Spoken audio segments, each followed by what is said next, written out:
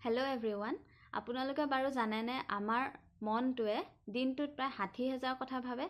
তাৰে ভিতৰত কিন্তু বেছিভাগ হৈছে নেগেটিভ কথা। মানুহৰ মনটো ইমানেই শক্তিশালী যে যেতিয়া মানুহে কিবা এটা কথা ভাবিব সেইটোৱে বাস্তৱ যেন অনুভৱ কৰিব।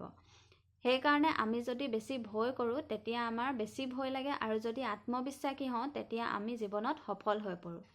মানুহৰ মনটোৱে কেতিয়াও বিশ্ৰাম নলয়। আনকি আমি যেতিয়া টোপনিত থাকোঁ তেতিয়াও আমাৰ মনে কিছুমান স্মৃতি সাজি থাকে, আৰু সেইবোৰৰ ফলতে আমি সপোন দেখোঁ।